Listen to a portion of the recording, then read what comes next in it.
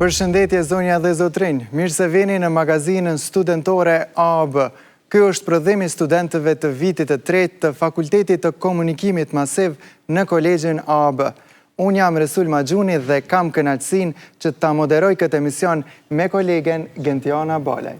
Përshëndetje për të gjithë juve që puna ndeqni. Në këtë emision të punuar me shumë përkushtim nga studentët e gazetarisë dhe produksionit, do t'ju sjellim materiale nga sfera të ndryshme, që nga zhvillime ditore deri te jeta studentore, tema sociale, sporti e showbizi. Magazinën e filloj me shtëpinë tonë të studimeve, Kolegjin AB, i cili vazhdon të krijojë hapësira moderne dhe mundësi të shumta për zhvillim akademik dhe profesional të studentëve. Për më shumë rreth ambienteve, kushteve dhe mundësive që ofron institucioni, kronikën e ka përgatitur Urata Restilica. Ta ndjekim.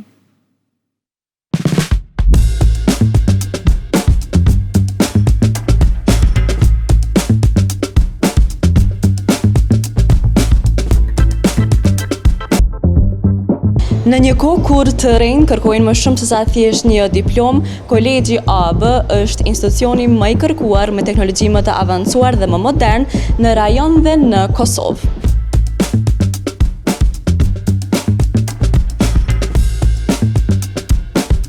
Me mbi 50 programe studimi, teknologji të avancuar e laborator profesional, Kolegji AB i ofron studentëve praktik reale gjatë kohës së studimeve.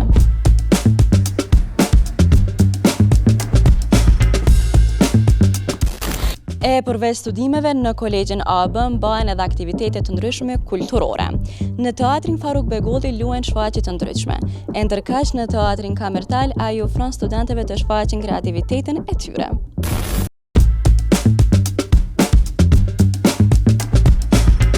Simulimi i seancave gjyqësore mbahen në gjykatoren e kolegjit, e ndërkaq në laboratorin e kriminalistikës ofrohet praktik profesionale.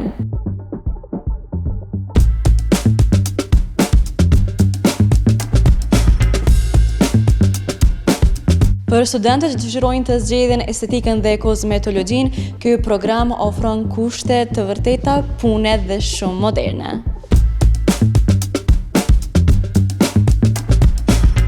Nëse i kishe përshkruar Kolegjin AB me 3 fjalë, cilat do të ishin ato? Cilësi, leadership, sukses. Kolegji AB ofron shërbime të mjaftueshme që na me mësu në Fakultetin e Stomatologjisë, kemi klinikat poshtë që bëjmë praktikën, pastaj sallat e stomatologjisë paraklinike ku e kryjmë studimet deri në vitin e tretë dhe desha mi tregu të gjithëve se studentët e Kolegjit AB ofrojnë shërbime pa pagesë për të gjithë të interesuarit. Nëse një maturant don studime cilësore dhe ambiente shumë të bukura mi kalu ato studimet, sepse një pjesë e madhe e ditës e kalojnë në fakultet, atëherë Kolegji AB është rruga ose dera parë që do ju kisha sugjeruar.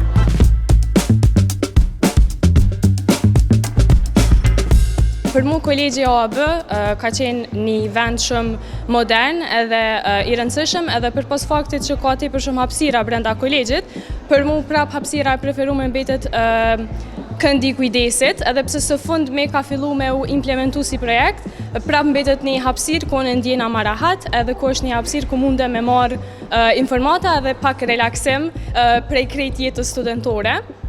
Përveç hapësirave dhe pjesës ku e jep kolegji që atë mjedisin që do këtë ma ingratë edhe ma atraktiv për studentët, është tepër e rëndësishme për mu si studente edhe pjesa praktike, edhe sa implementohet që kjo pjesa që na kemi hapësirë si studenta me mujtë me e ndërlidh jetën studentore bashkë me një jetë jashtë kësaj pjesës akademike, edhe për faktin që praktikat prap mbetën diçka që duhet me qenë shumë kryesore për pjesën se sa studion edhe mandej sa mundesh me qitë qatë pjesë teorike në praktikë edhe sa ki hapësirë që ti me u ngrit si profesionist që prej vitit pare tutje. Mendoj që në Fakultetin e Psikologjisë ka qenë tepër e theksume që kjo pjesë, për shkak se çfarëdo lloj teorie që na e kemi bu, na e kemi pas edhe pjesën praktike që e kemi implementu, qoftë në pjesën e ushtrimeve, qoftë edhe vetë në pjesën e ligjëratave ku krejt këto kanë bë pjesë si pjesë e diçkaj që ose është lyp mendimi ose kemi kriju diçka bashkë me stafin akademik, për të cilin nuk mundem pa i përmend gjithë ata që e kanë kriju një mjedis sa ma të ngrët edhe një mjedis sa ma të mirë për studentat me undje rahat edhe studentat me undje në shpe.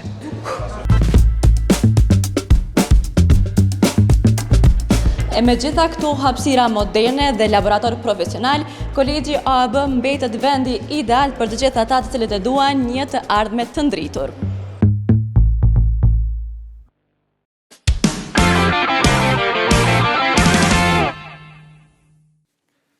Do të vazhdojmë ta kemi në fokus punën e Kolegjit AAB. Bashkëpunimet ndërkombëtare dhe projektet akademike janë një nga prioritetet kryesore të kolegjit. Për të kuptuar më shumë rreth këtyre mundësive, ndjekim intervistën me prorektoren për bashkëpunim të jashtëm në Kolegjin AAB, Zonja Venera Lunjin. Faleminderit e nderuar profesoresh për pjesëmarrjen. Faleminderit që më keni ftuar. Përshëndetje dhe mirë se erdha. Faleminderit, mirë se u Cilat janë mundësitë që ofron Kolegji AAB për zhvillimin akademik dhe atë profesional? Kolegji AAB është institucioni jo publik më i madhi në rajon dhe kjo nënkupton që dhe kushtet të cilat i ofron ky kolegj dallojnë nga të gjitha institucionet e tjera. Studentët kanë mundësi të vijojnë mësimin e tyre në një ambient i cili ju ofron jo vetëm studime, ligjërata dhe mësimi në klasë, por edhe aktivitetet të ndryshme, punë praktike, pjesëmarrje në organizime të ndryshme, të cilat organizohen nga Kolegji AAB. Pra, mundësitë e tyre janë jashtëzakonisht të mëdha dhe besoj që të gjithë studentët që janë pjesë e Kolegjit AAB ndihen mirë, ndihen si në shtëpinë e tyre. Profesoresh, sa janë të rëndësishme kushtet hapësirat moderne në suksesin e studentëve të cilët studiojnë në Kolegjin AAB? Patjetër që kushtet në një ambient në të cilin studion një i ri duhet të jenë shumë të rëndësishme sepse ato janë edhe qasja e parë që studenti e ka në momentin që sapo futet në një institucion të arsimit të lartë, aq më tepër ku aty do t'i kaloj 3 ose 5 vite të studimeve, varësisht ta vazhdon prej studimeve bachelor në studime master. Prandaj kushtet në infrastrukturë të institucionit luajnë një rol të rëndësishëm. Kolegji AAB njihet shumë pikrisht për këtë pikë, sepse studentët kanë mundësi të gjejnë çdo gjë që atyre ju nevojitet. Të themi prej detajit ose hollësisë më të shquar që mund ta quajmë ku i mbushin telefonat, e deri te smartboardet në të cilat zhvillohen edhe ligjëratat me student, që ju ndihmon edhe studentëve të jenë direkt të lidhur edhe me pjesën e projekteve të cilat ata vetë mund t'i bëjnë, pastaj mundësia për të bashkëbiseduar me profesorin në ligjërata, gjatë ushtrimeve të ndryshme, gjatë projekteve të cilat i bëjnë. Kolegji AAB... Me studentët kanë shumë mundësi në Kolegjin AAB deri në mbushjen e telefonit, do të thënë edhe për ato i mbështesni. Patjetër, Kolegji AAB njihet edhe për teknikën e digitalizimit të cilën e ka jashtëzakonisht të avancuar. Ju me qenë se dhe vetë keni qenë ose ende jeni student të Kolegjit AAB, e dini që në Kolegjin AAB ka një sistem të një teknologjie të lartë i cili ju ofron studentëve mundësinë që të kenë qasje gjatë gjithë kohës, si të pjesa ligjëratave, si të pjesa ushtrimeve, si të pjesa detyrave, të pjesa projekteve, të mos themi oraret, të cilat janë të përditësuara rregullisht sa herë që ka nevojë, oraret e fleksibiliteti, përshtatja, pastaj oraret e konsultimeve, pastaj komunikimi me mësimdhënësit. Po pra mendoj që është një pjesë shumë e rëndësishme, pasi që shumica e studentëve në këtë kohë janë edhe të punësuar edhe për t'i kryer nevojat të tjera, të nevojshme të jetës, është një shumë e rëndësishme. Është një mundësi e madhe për ta, sepse ata nuk shkëputen prej përditshmërisë të tyre që mund ta kenë jashtë institucionit tonë, por përkundrazi ju krijohen kushte të tilla në të cilën ata ndjejnë komoditetin që edhe të jenë student, por edhe të vazhdojnë me pjesë të tjera të jetës së tyre të cilat i kanë të domosdoshme. Çka e bën diferencën mes Kolegjit AAB dhe institucioneve tjera arsimore në Kosovë? Është infrastruktura moderne, cilësia arsimore apo stafi akademik? Të gjitha këto janë të ndërlidhura njëra me tjetrën, por unë do ta veja fokusin të cilësia në arsim. Është shumë e rëndësishme që studentëve t'ju ofrohen programe që janë cilësore, që stafi të jetë i përgatitur profesionalisht, që studentët të kenë mundësi edhe vetë të zhvillohen në aspektin profesional dhe në aspektin akademik, Pastaj vjen infrastruktura, pa dyshim, sepse ajo është një halk tjetër, e rëndësishme në proces të studimeve, dhe çdo gjë që lidhet më pas me punën dhe jetën e tyre studentore. Çfarë mundësi ofrohen studentëve krahas marrëveshjeve dhe bashkëpunimeve të cilat i ka Kolegji AB me institucione të ndryshme, përfshirë edhe ato ndërkombëtare? Sot duke marrë parasysh që teknologjia ka arritur një zhvillim jashtëzakonisht të madh dhe duke marrë parasysh që studentët duhet të kenë një qasje në botë, ndryshe nga siç ka qenë më parë, bashkëpunimi ndërkombëtar luan një rol të rëndësishëm, sepse studentët kanë mundësi që të shkojnë në institucionet të tjera arsimore në vendet e Evropës, me që Kolegji AB është nënshkrues i një numri të madh të marrëveshjeve bashkëpunimi me institucionet të arsimit të lartë në botë, nuk po them vetëm në Evropë, por edhe në botë.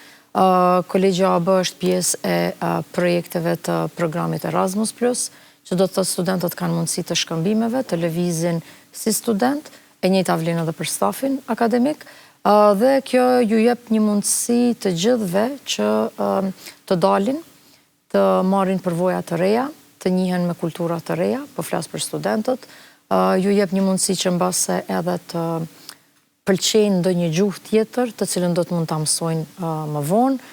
Komunikimi ndërkulturor është jashtëzakonisht i rëndësishëm sepse i hap dyert, hap vizionin e studentëve dhe kjo... Pra një farë forme ta eksplorojnë botën bashkë me Kolegjin AB. Patjetër. Kolegji AB i ofron edhe mundësi praktike studentëve brenda institucionit, përfshirë edhe neve si studentë të komunikimit masiv. Po, sepse Kolegji AB nuk është institucioni i arsimit të lartë i cili ofron vetëm pjesën teorike të përgatitjes profesionale ose akademike të studentëve. Ne kemi gjithmonë synim që studentët ta kenë edhe pjesën praktike, por ajo që është më e rëndësishme është që të kemi një ndërlidhje të sigurt të studentëve mes kolegjit dhe tregut të punës. Ky është synimi ynë që studentët e Kolegjit AB të mos jenë të tillë, të mos jenë ata të cilët marrin një diplomë dhe pastaj mbesin në shtëpi, por përkundrazi të përgatiten me shkallësi, me dije, me njohuri të cilat ju nevojiten që të jenë të suksesshëm edhe në tregun e punës. Dhe ne përpiqemi gjithmonë që ta bëjmë këtë lidhje, këtë urë lidhëse mes asaj që bëhet brenda institucionit ton akademik dhe asaj se çfarë i pret ata pastaj pas studimeve. Pra synimi i Kolegjit AB nuk është veç diploma, a? Jo, absolutisht jo. Synimi i Kolegjit AB është që ta përgatisë një të ri qytet i gatshëm të vazhdojë jetën e tij si i rritur. I përmendet shkëmbimet studentore, sa janë të angazhuar studentët në këto projekte? Te shkëmbimi studentore, kryesisht bazohet në atë që Kolegji AB nënshkruan marrëveshje bashkëpunimi me një institucion tjetër ndërkombëtar, dhe pastaj janë procese të tilla të cilat janë të caktuara nëse flasim për shkëmbimet përmes Erasmusit, të cilat ne i bëjmë. Shpallën thirrjet për studentët, të cilët kanë pastaj obligim që të aplikojnë në ato thirrje, dhe pastaj janë disa kritere që ata duhet t'i plotësojnë, siç është nota mesatare, fusha të cilën dëshirojnë të shkojnë, pra nuk mund të shkojë një student që studion për shembull ekonomi dhe të shkojë të ketë një përvojë përmes Erasmusit ta zëmë në fushën e mjekësisë, sepse nuk përputhen, pra duhet të ketë një përputhje mes fushave. Pastaj është njohuria e gjuhës angleze, që është një prej kritereve pothuajse kryesore të këtij procesi, dhe më pasi të përfundojnë të gjitha procedurat, studentët janë në kontakt me universitetin në fjalë dhe fillojnë rrugën e tyre, rrugtimin e tyre ta quajmë më mirë të një përvoje të re që është shumë interesante zakonisht për të gjithë. Atëherë, profesoresh, unë kisha dashur me pyet juve, po ju të kishit qetë maturante në këtë periudhë, ndonë në atë kohë nuk besoj që ka pas kushte të tilla ose një institucion lider si Kolegji AB, pse do e kishit zgjedhur Kolegjin AB? Pikrisht për gjitha që u thanë. Së pari, programet cilësore të studimeve, infrastruktura, mundësit që studentët i kanë, ndërlidhja që bëhet mes studimeve dhe jetës praktike, mundësive që studentët i kanë të lëvizin edhe në vendet e tjera, të gjitha çfarë ju ofrohet dhe çfarë mund ta dëshiroj një student. Për Kolegjin AB, studenti vjen gjithmonë i pari. Kështu që ne përpiqemi të gjejmë çdo gjë që e mendojmë se atyre ju nevojitet, që të ndjehen mirë, që të ndjehen të sigurt dhe ta pëlqejnë këtë pjesë të jetës së tyre të cilën do ta bëjnë në 3 vitet në vazhdim dhe më pas ata që vazhdojnë edhe tutje edhe 2 vite tjera. Atëherë, profesoresh, të falenderoj shumë që ishe sot në këtë intervistë dhe për të gjitha këto informacione që i dhurove, ndoshta mund të bëhet arsye që dikush të zgjedhë prapë kolegjin AB. Faleminderit juve që më ftuat, ishte kënaqësi të jem në magazinën studentore AB. Juve dëshiroj sukses dhe normalisht që maturantët e ri do t'i nxjisja, inkurajoja që të vinë në kolegjin AB sepse nuk do të gabonin. Faleminderit shumë, ishte kënaqësi. Faleminderit.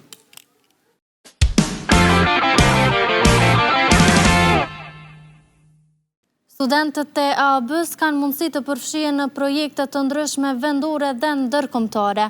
Më shumë informacione kuptojmë nga intervista e studentës Erza Surdulli me Erza Mehmetin nga zyra e projekteve.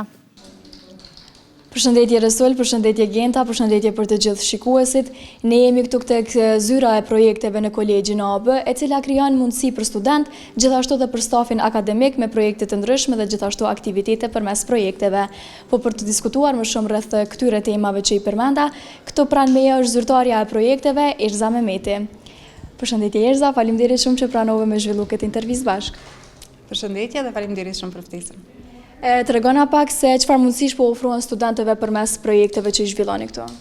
Atëherë zyra për projekte është një vend ku studentët kanë mundësi të ndryshme në kuptimin e zhvillimit të projekteve studentore specifikisht për cilat ne hapim gjithmonë thirrje në çdo vit, edhe studentët munden me u formu në grupe dhe me apliku për projekte studentore ku më pas e zhvillojnë do të thotë projektin në kuptimin që me pas edhe një ndikim në komunitet dhe me ndihmu shoqërinë civile në një formë ose tjetër.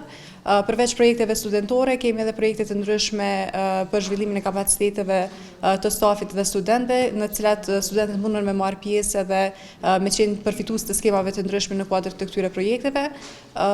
Kështu që aty kjo pjesa e bashkëpunimit, pjesa e zhvillimit menduarit kritik edhe pjesa e angazhimit vlen theksohet që janë disa prej aftësive që ata mundën me i përmirësu le të themi nëse janë pjesë e projekteve zhvillimore.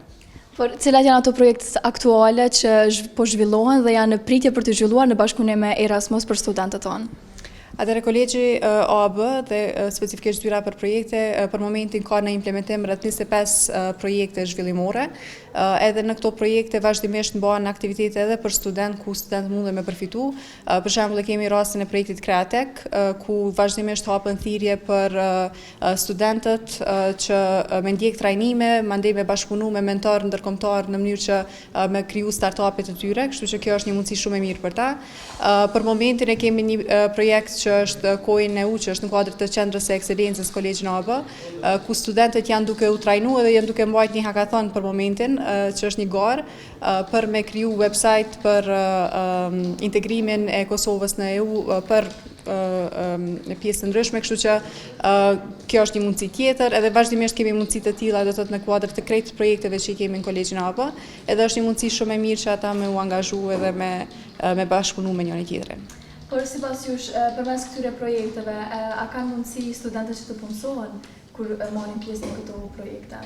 Mendoj që pjesëmarrja në projekte i lejon studentët me kriju një lloj network ose një lloj lidhje me qoftë student tjerë, qoftë me profesionistë të fushës, e cila mundet me ndihmu mandej ata në të ardhmen me kriju kontakte edhe në një farë forme me u angazhu në industri ose me dhon kontributin e tyre në industri varësisht nevojës.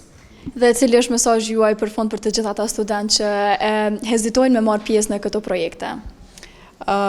Mesazhi kish me qenë që do thotë me shfrytzu mundësitë që i kanë, për shkak se sidomos kur je student ki shumë mundësi që kanë janë edhe ndoshta nuk i sheh, kështu që është me rëndësi me i përcjell thirrjet që i hapim, me u informu. Momentin që i informu, atëherë ki mundësi edhe me apliku ndoshta për ato mundësi që i ki, edhe ndoshta diçka që duhet me cekë është që mos me hezitu me apliku, qoftë edhe nëse duket diçka që është shumë e madhe ose ndoshta nuk ta merr mendja që mundesh me bo ose me zhvillu.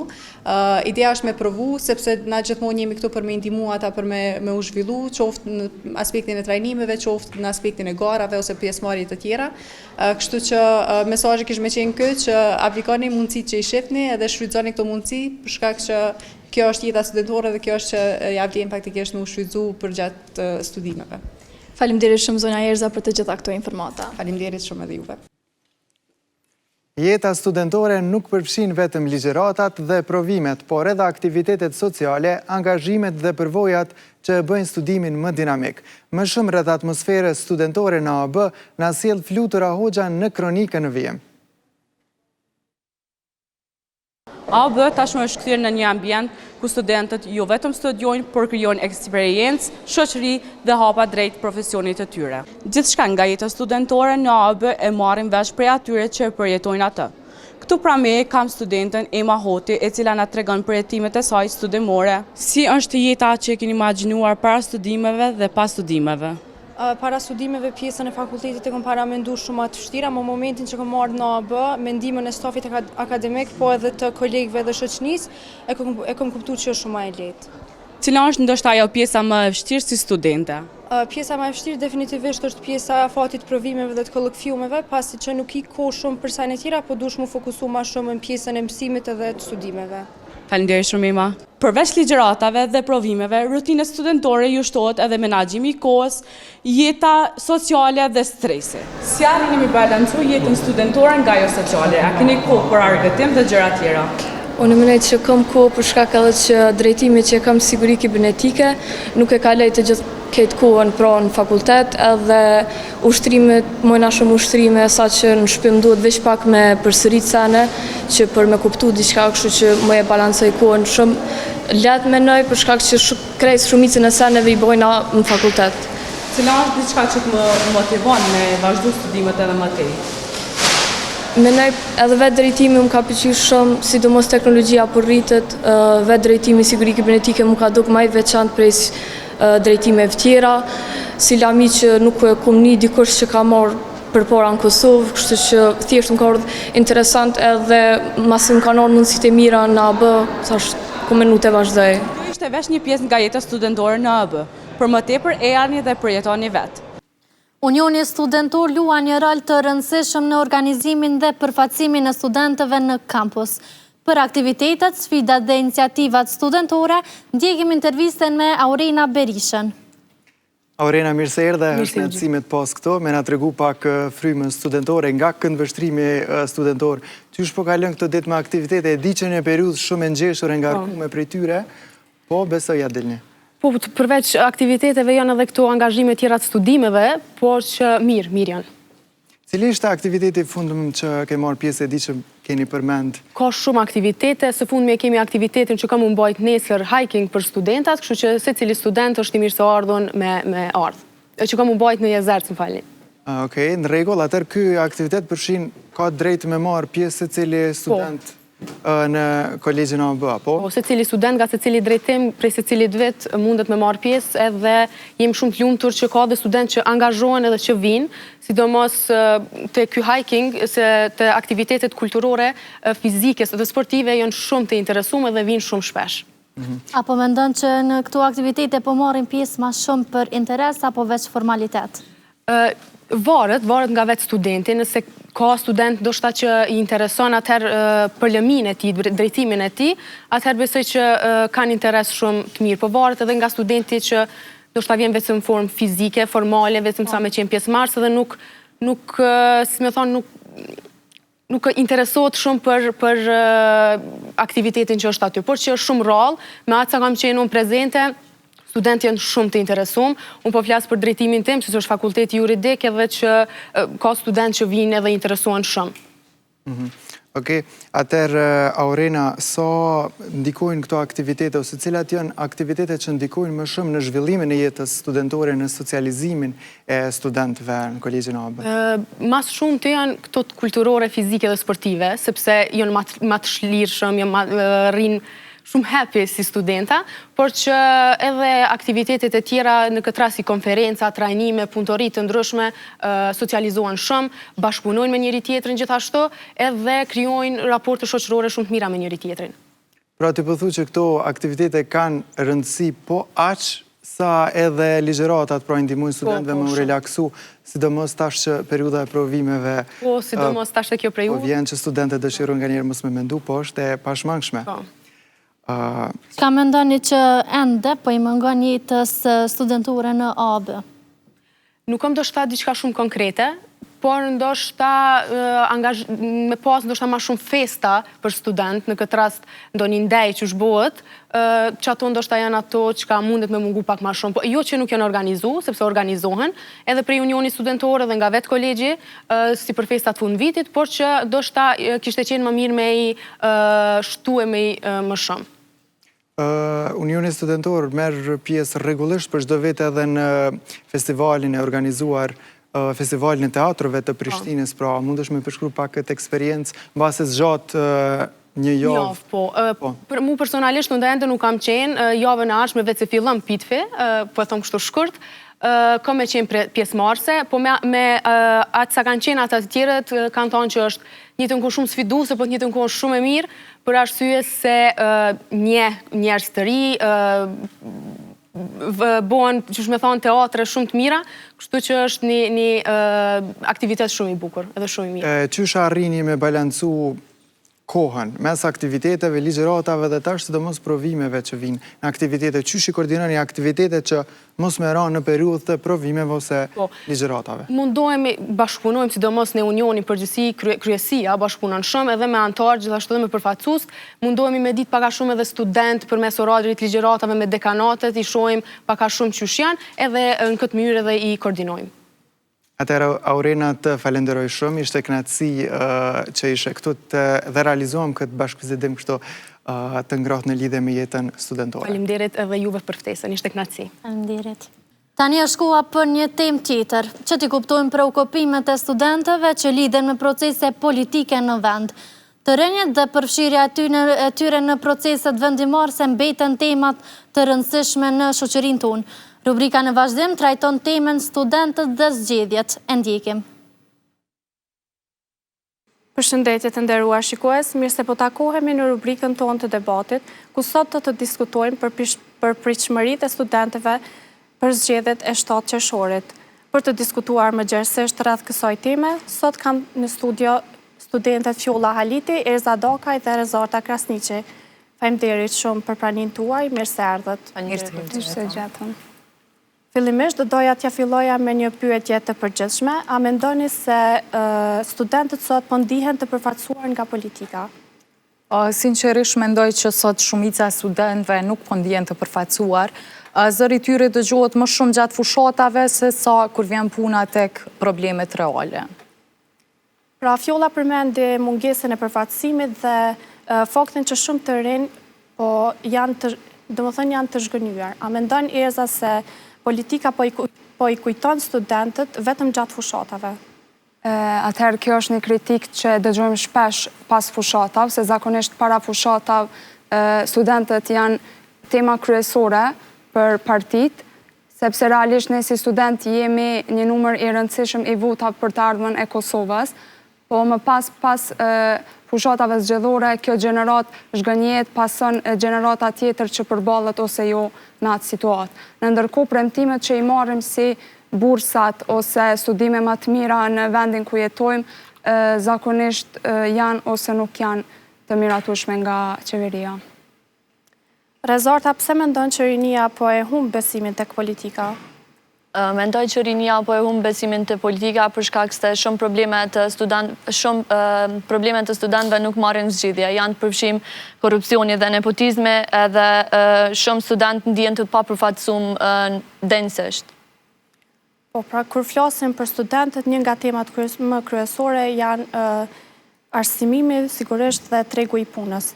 Fjolla, sa mendon që universitetet po i përgatisin studentët për tregun e punës? Atëherë unë mendoj që ekziston një hendek i madh mes asaj që mësohet në universitet dhe mundësive reale të punës. Të rinjt sot nuk po kërkojnë vetëm diploma, por po kërkojnë mundësi reale praktike dhe një sistem ku vlerësohet merita e jo lidhjet personale apo politike.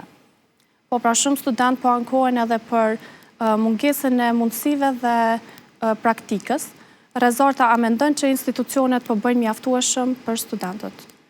Nuk mendoj që institucionet po bëjnë mjaftueshëm për të rinjët, për shkak se edhe pse shumë iniciativa studentët prapë përballen me mungesa praktikash, mungesa punësimi pas diplomimit, edhe mungesa avancimit profesional. Unë mendoj që universitetet është desht me pas ma shumë me pas bashkëpunim mes tregut punës edhe universitetit.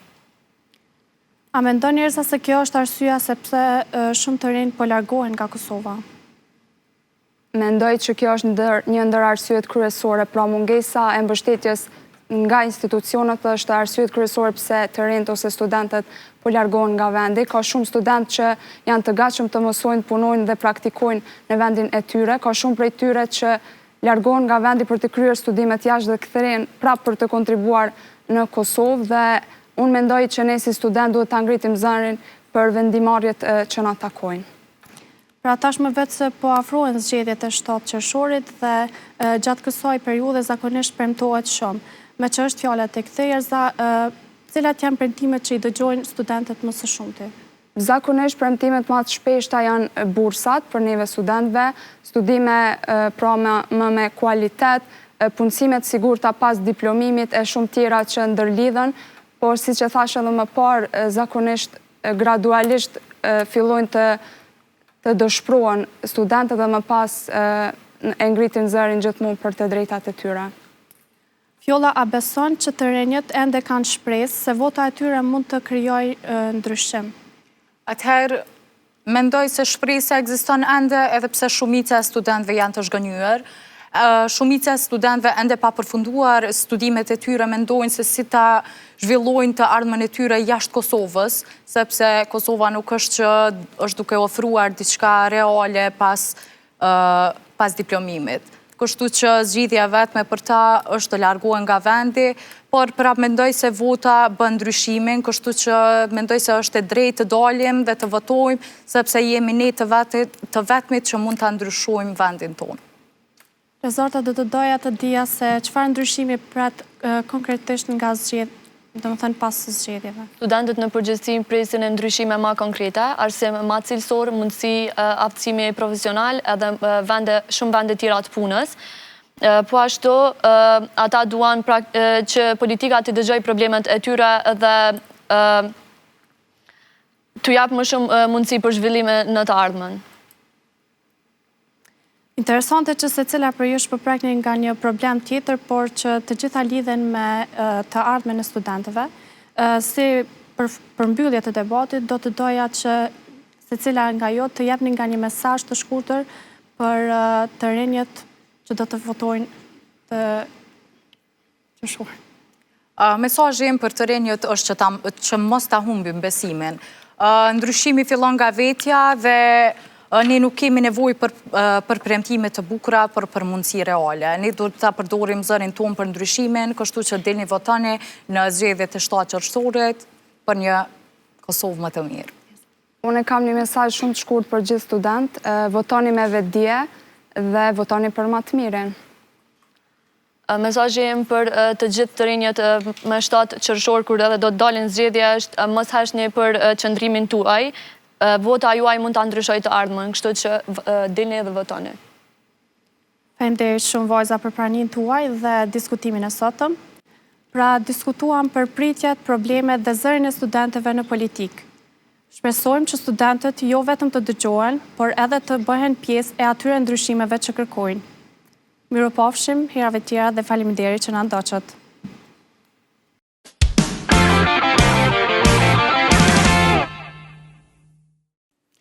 Kthehemi sërish në studion qendrore. Kolegët tanë janë marrë edhe me zhvillime ditore që i preokupojnë të gjithë qytetarët.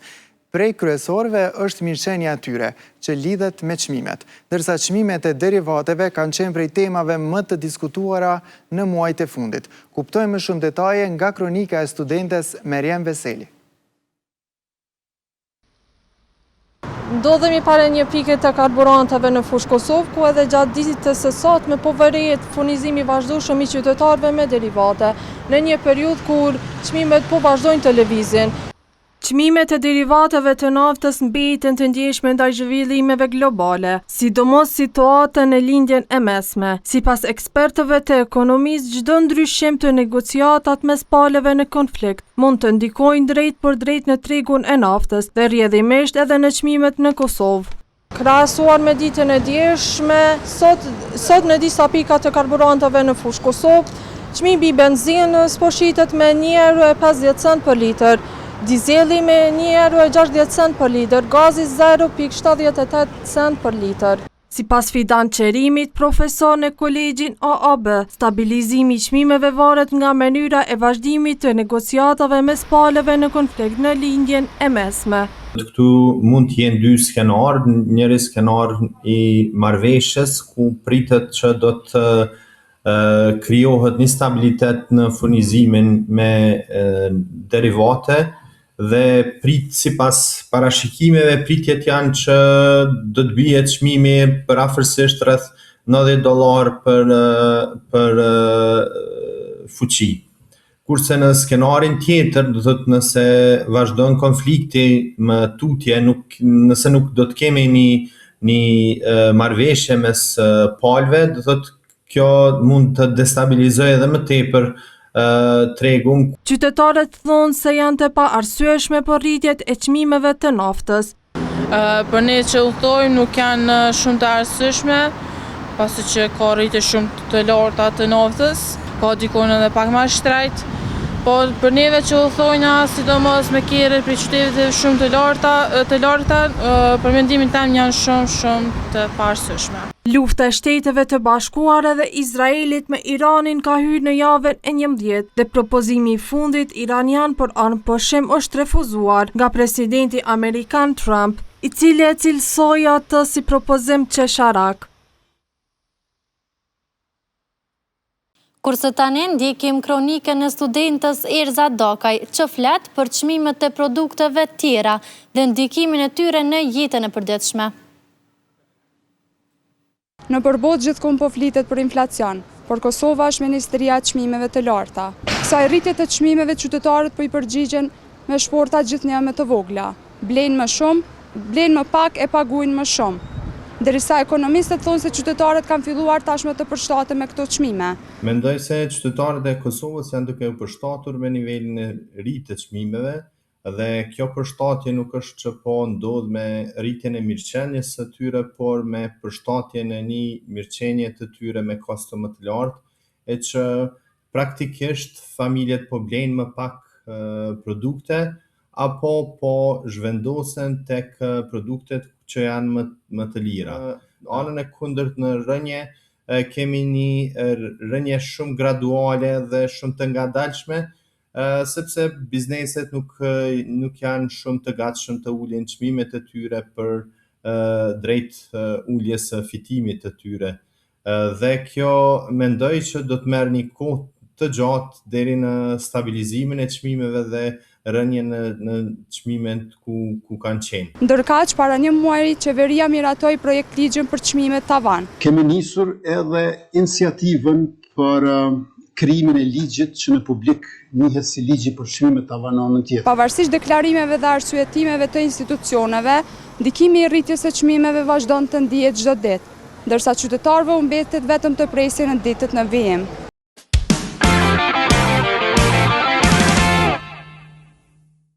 Studentët kanë identifikuar dhe kanë ngritur çështje që ndikojnë në jetën e përditshme edhe të qytetarëve në vendet ku jetojnë. Area Osaj ka përgatitur një material për një rrugë në Prizren, për të cilën banorët po kërkojnë nga komuna që ta rregullojë sa më shpejt.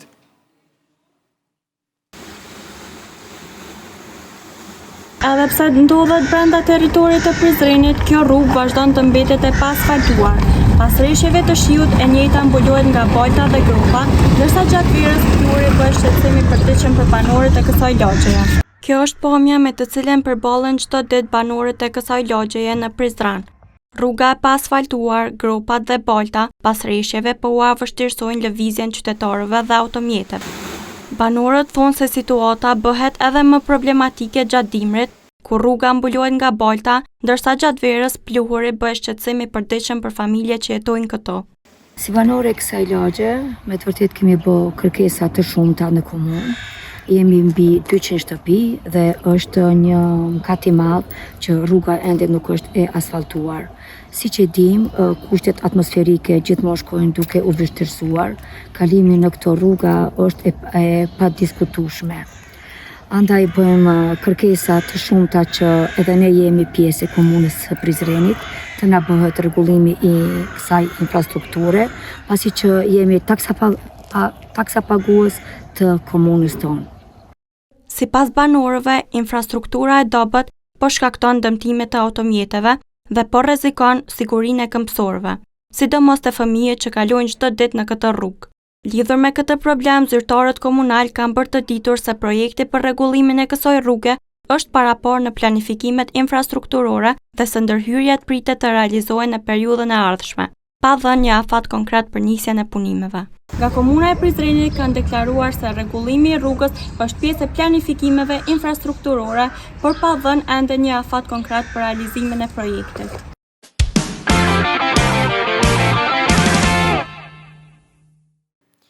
Tani do t'i përkujtojmë edhe sakrificat e popullit tonë për liri. Forcat serbe kanë kryer shumë krime në përgjithë Kosovën, ku kanë humbur jetën civil të pafajshëm. 27 vjet kanë kaluar prej masakrës së Qyshkut, por dhimbja mbetet ende e freskët. Të mbijetuarit e masakrës tregojnë për tmerrin që përjetuan atë ditë. Barbarisht u masakruan 47 persona, ndërkaq 400 civil u dëbuan. Ndjekim kronikën e studentës Djelza Krasniqi.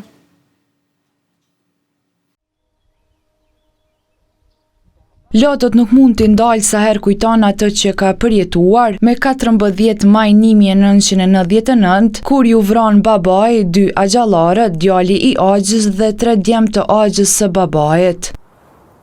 Ardian Kelmendi, një nga të mbjetuarit e masakrës së Qyshkut, thot se gjithçka nisi në orët e hershme të mëngjesit. Që të më njëherë që kanë ardhur ata, ne më konë të bumë qëtu, bashkë këtu, kanë ardhur të gjujt, të shti, të rre, edhe me automjete ushtar ake policore, atëherë kanë fillu me njëherë në kanë da, burrat edhe prej grave. Grati kanë shtin këto borin këtu me njëherë, ne dhe burra në kanë bo këtu ku jem vargë, në kanë lonë me dur për pjetë shumë një kodë gatë, në kanë plashki. Në atë kohë, Kelmendi ishte vetëm 17 vjeçar, tmerrin që e përjetoi thot se vetëm në filma horror mund të shihet. Na burrat që ishin këtu, atëherë mu më kanë tërhek mas porti si matreu.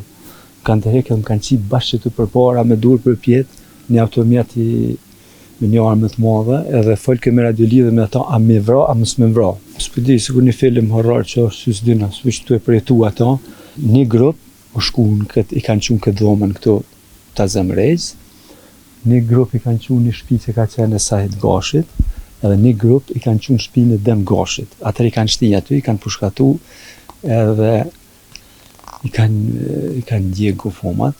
A i shpëtoi masakrës, pasi ushtarët sërb në një moment e kishin dërguar tek oborrit që kishin grumbulluar gratë e fshatit.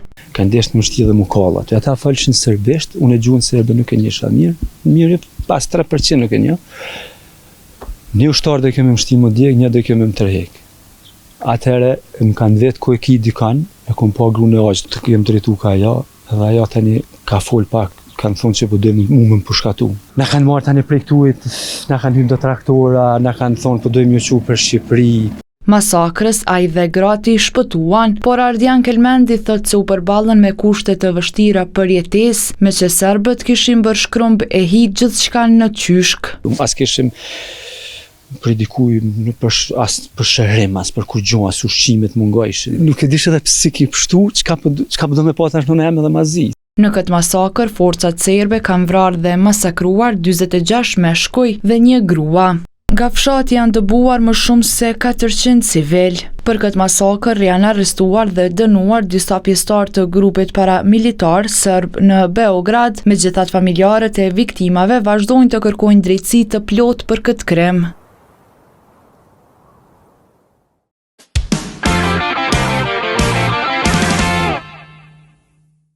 Tradita shqiptare vazhdon të mbetet burim frymëzimi edhe për brezin e ri.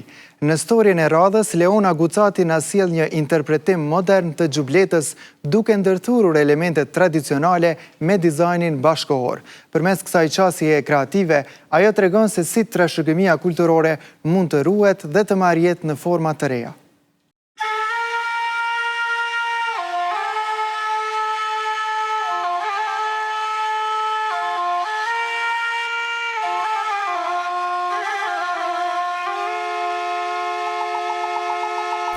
Gjubleta, një veshje e lashtë që ka mbijetuar për më shumë se 4.000 vjetë. Është një simbol i identitetit dhe kulturës shqiptare. E mbajtur gjallë nga gratë, ajo ka kaluar përmes brezave duke u bërë pjesë të trashëgimisë që ka frymëzuar dhe vazhdon të frymëzoj. Por si mund të rikthehet ky simbol i lashtë në modën bashkëkohore? Ky është qëllimi i koleksionit të ri të dizajneres Labentina, që merr frymëzim nga gjubleta për të krijuar veshje moderne duke ruajtur elementet e saj tradicionale. Labentina, një dizajnere e re shqiptare, ka vendosur të përfshijë elementet të gjubletës në krijimtarinë e saj. Ajo ka marrë inspirimin nga veshja tradicionale për të sjellë një interpretim bashkëkohor që ruan bukurinë dhe simbolikën e saj. Është një veshje që ka marrë mjeshtri të madhe në përpunim e në realizim. Një mjeshtri e tillë që fatkeqësisht momentalisht janë pak se 10 gra, të cilat e dinë dhe zbatojnë artin e të marrumit të gjubletës. Kjo e ka nxit një lloj urgjence te unë, me rikthy në ato pak çka kuptojmë për gjubletës.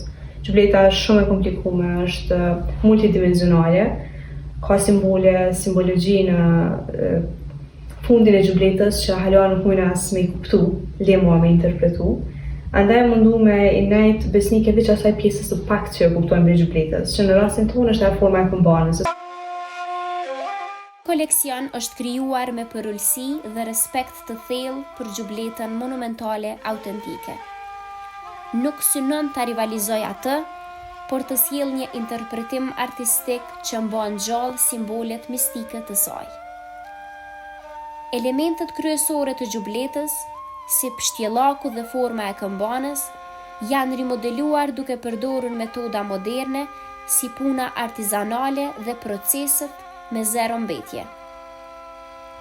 Çdo detaj, çdo tegel, është një homazh për mjeshtrinë tradicionale dhe për energjinë e grave shqiptare që e ruajtën gjubletën gjallë ndër shekuj.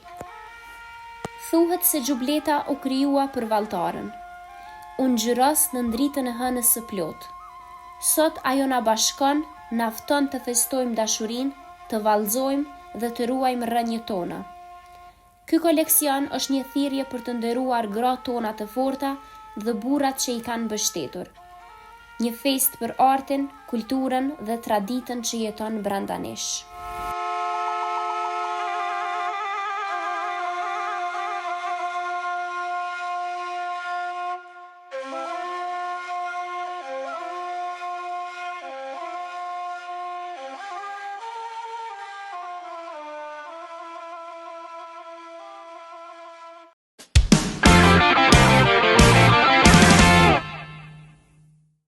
Kronika në vijemi kushtohet okarinës, një instrumenti të veçantë muzikor që njihet për tingullin karakteristik dhe historinë e lashtë. Për më shumë rreth këtij instrumenti ndjeki materialin e përgatitur nga Arlinda Halite.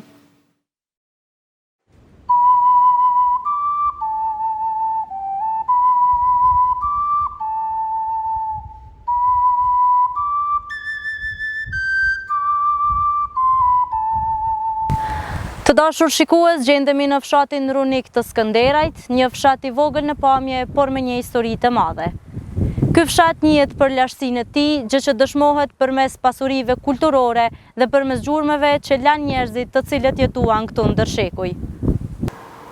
Runikun, apo thënë ndryshe fshatin më të vjetër të Ballkanit, e karakterizojnë objekte fetare artistike që tregojnë për kulturën e hershme të këtij vendi.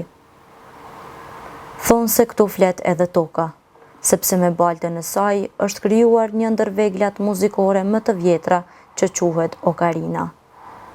Sipas arkeologëve, kjo vegël muzikore daton mjera vjet më parë. Ndërkaq sot, ajo ruhet në muze, sigur i themelit të kulturës së lashtë të këtij vendi. Banorët të këtij fshati me krenari flasin për këtë instrument muzikor dhe monumente të tjera historike me të cilat karakterizohet Runiku. Më shumë informacione rreth Okarinës na dha banori i kësaj bashkësie lokale, Agran Kajtazi. Po në fakt, gjithja Okarinës ka ndodhur prapërsisht rreth 200-300 metra, si ka vija ajrore më tepër për këtu, por tash është atu një vend banim, pra njerëz në përpronat veta kanë ndërtuar shtëpi. Realisht janë njerëz të gjallë, të cilët kanë ngërmuar atë kohë, vitin 1968, kur është bërë zbulimi i Okarinës, që është gjetë një instrument frymor që daton prej kohës së Ilirëve, prapërsisht rreth 5500 vjet e vjetër. Ish Jugosllavia ka bë, do të thotë, zbulime arkeologjike. Njerëz i ka pagu, këtu i ka marrë si meditje, si punë, njerëz që merr punëtor. Edhe kanë fillu me gërmu. Është gjetë Okarina.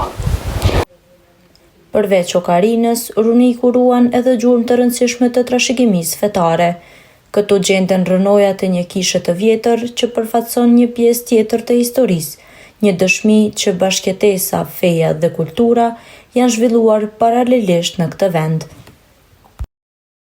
Fillimisht ju prezantoj është një kapellë e kishës, e cila thirret kapella e kishës Shëngjergji. Shëngjergji është një kishë lashtë mesjetare, e cila gjendet prapërsisht rreth 1 kilometër afër brigjeve të Runikut këtu, dhe kjo ka qenë një kapellë, cilën i kanë mbajt, do të thotë, kufomat me i konservu deri në ditën e ceremonisë martore, ku në fakte janë edhe varrezat e vjetra të asaj kohe, ku janë shënzuar, do të thotë, me simbolet të asaj kohe në atë lloj forme siç i kanë bërë.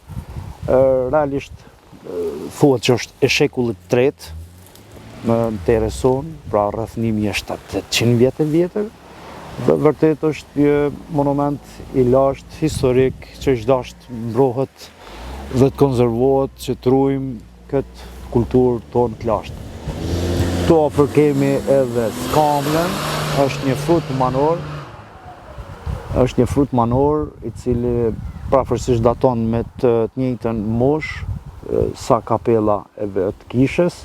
Fruti manor është skamla, shihni trupin e saj, i cili është vërtet aq i brisht duket nga pamja e jashtme, saqë fakton edhe me vetë synin, do të thotë, kohën e lashtë të jetës saj. Fruti manor është i ëmbël, pak i thartë, interesant, po zakonisht është edhe si traditë që gjithmonë afër kishave të mesjetës dhe kapellave të cilat janë shoqënuar si pjesë martore tyne, kanë pas të mbjellura këtë lloj fruti të shishëm, që në fakt sot e kemi edhe prezent këtu para nesh. Trashëgimia kulturore, sado e lashtë dhe e çmuar të jetë, nuk mbijeton vetvetiu. Ajo kërkon përkujdesje, vëmendje dhe përgjegjësi të vazhdueshme nga institucionet përkatëse që janë të thirrura të mbrojnë dhe ta promovojnë atë. Se sa përkujdeset komuna e Skënderajt për këtë, na tregon drejtori i Drejtorisë për Kulturë, Rini dhe Sport, Alban Berisha.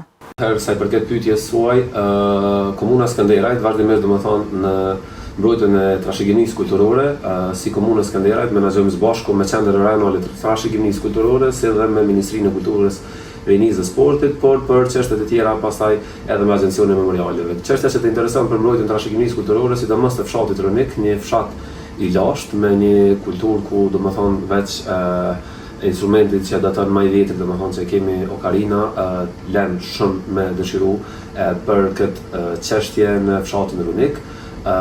Ne bëjmë të pamundurën të mundur që këto artefakte të cilat i kemi me i pas vazhdimisht në hapësirën e mbrojtjes dhe se të tilla me urujt edhe me u shërby edhe historisë sonë, po edhe brezave që pasojnë pas nesh.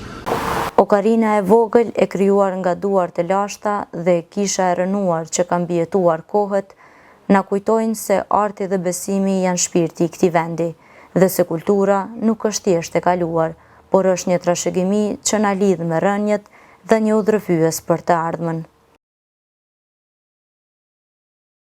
Do të kemi edhe shumë materiale në vazhdim të përgatitur nga studentët e Kolegjit AB, por para se të kalojmë në rubrika tjera, le ta kuptojmë se si e kemi motin sot dhe çka na pret në ditët në vazhdim. Për këtë na informon studentja Erna Ahmeti.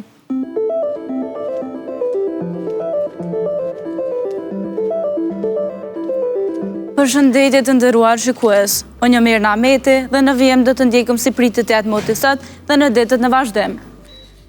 Pas ditëve me diell dhe temperaturave të larta, sot rikthehemi me temperatura të ulta dhe rreshje të shiut. Në regionin e Prishtinës priten rreshje kryesisht të vazhdueshme me shi, me temperatura nga 12 deri në 19 gradë Celsius. Prizreni dhe Peja do të kenë rreshje më të shpeshta dhe maksimala do të arrijë deri në 23 gradë Celsius. Ndërsa Mitrovica, Gjilani dhe Ferizaje do të kenë më të paqëndrueshëm, rreshje lokale dhe temperatura do të arrijë deri në 20 gradë Celsius. Sa i përket motit për javën e ardhshme, do të jetë më të qëndrueshëm dhe kryesisht më të me diell. Maksimala do të arrijë deri në 23 gradë Celsius në Prizren, kurse minimala do të arrijë në Mitrovicë me 6 gradë Celsius. Ky është moti për sot dhe nga unë Erna Ahmeti, mirupafshim deri herën tjetër. E falenderojmë shumë Ernën që na dha lajme të mira se ditë të ngrohta po vinë.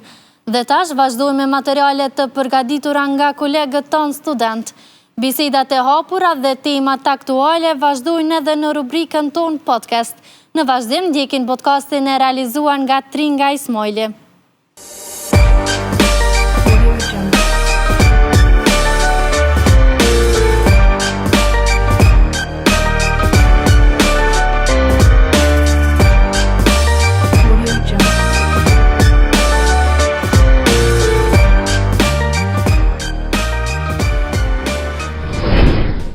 Që në së cilin profesion e kemi gjithë së cili ka një histori të parë që na veç e mojna men për gjatë krejt rrugtimit. Cila ka qenë historia e parë krejt në fillimet e tua si gazetar? Historia e parë është më kom fillu si gazetari mediave të shkrume. Edhe historia e parë ka qenë trajtimin një teme kundër prostitucionit në Kosovë. Ka gjatë teme ndishme? Po në start, po flasë për vitin 99, po. Ose fillim viti 2000, edhe kërcnime që i kemi pas më sani, kërcnime që serioze, po. Që na kanë orë. Më njerë, në start, ja kemi njës me një farë rreziku atin, po tash si tri, kur jem nështë edhe vetë qëllimi më bo gazetar pak ma interesant, edhe kemi gudzim ma shumë. Ka qenë një farë shtyse. Po. Për shkak se më njerë kur ballafaqohesh me të parën temë, ballafaqohesh me presion qështë madh, edhe me kërcënime, të epën një farë motivi, shtesë. Kjo konë historia e parë. Që mësë me hitash me elaboru se është histori këgja e go. Nashta mentor, ki gudzim edhe tu mëse ditë rrezikun, tu mëse ditë edhe me qka ki mu përballë. Gazetaria nëse s'ki gudzim, ma mirë heq mësë me hinta. Po.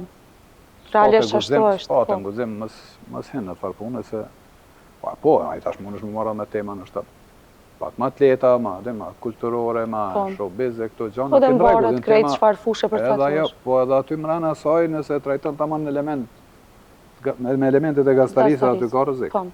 Ka rëzik se, okej, na, muj me folë për diçka që a interesa njerëzve për showbiz, ta njerëz të rëndësishëm, ose të famshëm.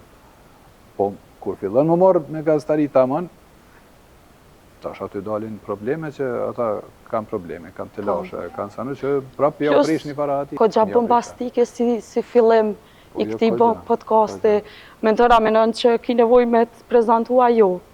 Të e pas parasysh që... Të e pas parasysh që mentori realisht është ko gja një njës i mirë i fushës, i botës medias, të fillu prej gazetar e deri te redaktor, kryeredaktor, zëvendës drejtar sëmundmja dhe drejtar i televizionit, radio-televizionit Kosovës, mentor kisha dosh me ditë që është një diçka që te realisht për gjatë rrugës, të i përfshi krejt këto etapat gazetarisë, e ke pas një diçka që kishe thonë mas një kuë nuk e kisha bo, ose si isha përballë me qatë sen? Se s'po du me të bo krejtësisht pyetje elementet gazetarisë, se po besoj që sigurisht publikut kanë me interesu ato temat që ti e përbole dhe temat që realisht përbole edhe nanë për ditë shpëri, po që para kamerave nuk kena fort qef me na dollë. E tash, unë jem një farë natyre njëri që një punë që e bëjnë herë mos tëmë më shta se kësha bo. Do me thonë, nuk jepish më li. E kom bohat punë, do me thonë, ojë koftë kanë mas kejtë në botë, e marë prapë si një të mirë me në asaj është një përvoj, që mos e bënë është. Po diçka që e kom bo, nuk thë mos e kësha bo kërë. Shambull nuk do me na dhona? Kërë se thë. Shambull, do me na dhona? Pa i shambull, ana është ako pjatë. Jo, di pse, se nuk i menoj ma, që ka hecë, që ka shku që tu e mrapa, unë mos e menoj atë pjesë, e menoj tash e tutje, se menoj ma atë pjesë e mrapa. Kështu që shambull, ka shumë situata nëse e flasim, ka përvoja, është kogja një periud, i vjen 24 vjetë gati, 25 ose disa bëbojnë, ka plët situata ndryshme, kemi kalu për shkak se dhe nësi shoqni, jemi konë shoqni në tranzicion, shoqni tu maru. Vëse e nisëm në maru si shoqni. Jemi konë të shtypon, jemi konë të okupum, jemi konë sulmu me dhunu me të në zezat e mundshme prej regjimit sërb. Edhe na e nisëm u maru prej fillimit, dhe sigurisht në fillim të gjithmonë, kësi farë përvojat janë shumë mëse. Tu maru tash shkojmë, gjithë s'ka do të me prejk njerë, me prejk a ki po fëmija, pa e prejk në zetit, pa e lëm me prejk në zetit, e se din që në zet. Jo, se din. E djegë. Po i du të më djegë njerë për mësë me për me përmo. fix, qashtu edhe na, më thonë Kosovë, që kjo ka qenë periudë shumë interesant. Mentar, qa menon te si gazetar edhe si njëhës që shë thash i miri media me krejt këta titull që i përmena, për me u bo drejtër, qa menon, qka hupe dhe qa fiton një gazetar? I zakonshëm. Qa tu tek të drejtore me njerë me po zakonisht na menojna që është po gjatë punë e shajt, kur pa besoj që dhe publikut ka me interesu. Hup shumë, fiton kërgjejsh. Pak, shumë pak fiton. Fiton përgjithsi. Puna e drejtorit është këtë varsisht prej rrethonave që je konë pjesë, ose ti e kom pjesë e që aty në rrethonave dhe ty një farforme të imponohet një moment saktu me thonë po hi edhe në qëtë garë. E provoj 5 fidej vej. Ta rrethonat që shkanë qenë në RTK, unë kur kam mirë në RTK në vitin 2000, kanë qenë pak punëtorë. Ka 2 orë program, s'ka pas ma shumë. Edhe që është në start, kam fillu më bo pjesë e zhvillimeve të RTK-s. Zhvillimit të RTK-s, rritjes të minutajës, transmitimeve. Masa në organizimi mrenshëm e qabëtion e këto gjona, edhe tash një farforme, vetë vetio, rjela, në qëty. Qënë, dhe vitë e vetë. Edhe, normalisht, se këm pas tani të lashe as në farë që me thonë dileme, që s'muj me bo qatë punë. Tash, sa këm bo mirë a keq, nuk e ditë, se tash, unë menej që e këm bo mirë, janë tjertë atje që e vlerësojnë. është publiko, janë stafi, janë ekipa, edhe që përdjone. Tash, a ki fitu, a ki up ma shumë, më do kësim vete. Po. Tash ajo, që a i me fitu, fitan përvojen. është përvoj këgja e mirë. Edhe, pavarësisht fare është e përvoj. Mundet me konë situatat këqia, zakonisht kur jenë atë pëzit, sidomos në RTK në atë ko, zakonisht ki mu përbal me situatat këqia, me presion të mërsh, të tanal. Edhe, më mirë pa ajo një përvoj e shkëllqyshme. Në në tjetër, në fakt e hup kujdesin ndaj mas pari familjes. Së s'ki vakt më marë, që është sa një kryesor. Shamë rritën fëmija, veç kur ishe ju në rritë. Si e kona atë periudën kur aty në është aju ki dashtë, si që përgjën. Masanej humbë dhe rrëth, edhe shëshni, se tash kur jeti në një pozicion tjilë, krejt menojnë që tash tome do të mjë kry punë, që ka të smunë është mi krytën atë punë. E hupë edhe rrethin edhe shëshnin. I hupë edhe këto. Atin që edhe është, edhe jo një farë humbje këgja madhe, se është tani për mi këthy problem. Për mi këthy njëtë, a i këthen është atikur, po është pak problematike. Kështu që është si 50-50. Si 50-50. 50-50, si e paras për shuna e po. Fiton shumë përvoj, fiton shumë një farë eksperiencet shumë interesante, fiton një përvoj ku qysh menaxhohet stresi aqinalt, që është stresi në pikën më të kuqe. Po, se është e vërtet realisht prej krejt që aty në përgjithësive të veç bosh ma i fort. Po, qysh e menaxhon, dhe më thonë janë krejt të situatët, që janë për mendimin tëmë prapun ishtë ndërrejnë për parësi. Pavarësisht që janë konë situata shumë trona, ishtë ndërrejnë për parësi. Shkak se tash ndohen pjesën tjetër. Qysh peshaj gazetarin ditët e sot me dhe amenon që është në derë me qenë gazetarë sot, a ma shumë sukses? Gazetaria sot kanë rrugë komplet. Në thonë, këtë është një sistem tjetër i të bëmit gazetari për shkak se teknologji, zhvillimi shpejt i teknologjive, ashtu me shpejtësi më ramense, e kanë rrugë edhe mënyrën e të bëmit gazetari. Për shembull, mediat e reja si Facebooku, TikToku, Instagrami e këto tjerat e kanë imponu një formë tjetër të gazetarisë, për shkak se ato janë media masive. Kanë audiencë tjerë zakonshme, edhe nuk audienca mos është lokale. Për shembull, përpara na kur kemi transmetuar diçka, kemi ditë pak a shumë kush na këshyr. Kemi pas një audiencë të kufizuar. Sot e kite këtë bota të tre. Sot e një publikon të këtë bota të tre. Sot gazetarët kanë përparësit, i kanë për një 1 milion herë më të mira se që kemi pas na. Mundësit i kanë shumë të mirë. Për shkak se sot mediumi është hazër, është i gatshëm. Facebook është medium. Veç këtë më varet ashtë qysh din me... Qysh e trajton? Mas pari qysh din me kapitalizu që ato. Ska nevoj me lyp shumë punë sot për gazetarë. Shkak se mediat i ki hapë. Veç, do është me bo content, do është me bo përmbajtje. Tash, e për mene shojmë në shesh. Po thëmë, mediumet si Facebooku, Instagrami, TikToku e kanë imponu edhe njerës e kanë pasa shpejt. Mirë po, ajo është duhet me qenë një përvoj për shembull për ty, si gazetare e arshme, edhe për kolegët e tu. Duhet me qenë një përvoj që nëse dikush pa pas as pak përvoj në gazetari ose pa pas shkollës e pa diçka, mundet me mrit tona të audiencë, para mëna që mundesh me mrit te.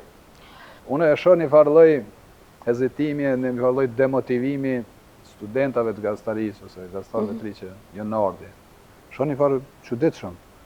Ose se kanë kuptuar hala të ditën rrinë nëpër rrjetet sociale, nëpër media sociale, të ditën janë në ato mediume, punojnë për ato mediume, do them jeni të punu për to. Edhe në fund jo pse më punu, jo s'ka këtu tarme s'ka.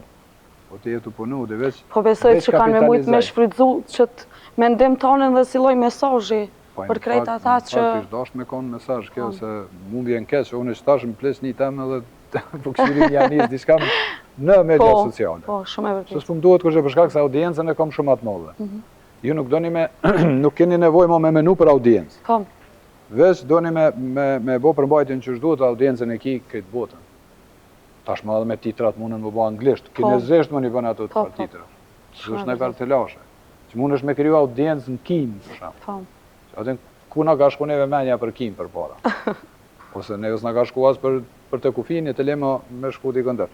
Sët mund është gjithka me pas audiencë. Gjithka, ka duhe. Veç a je kreativ, edhe a je interesant. Edhe a trajton tema që mund me konë interes për gjithshme. Atëherë ke knacit që veç sot ishëm bashkë dhe po besoj që jena mundu me i trajtu disa gjona të rëndësishme që edhe neve si publik, por realisht edhe unë për vete e kisha dash me një për juve, e di që dhe shumë sane tjera kena lonë pa përmene, që këshë mujt me përmen, po kam knacin që ishim sot zbashku me juve, e qëndroni me ne me që të dashur, se juve të sot me mentorin mirë, po do trajtojmë edhe temat ndryshme edhe podcastave tjera.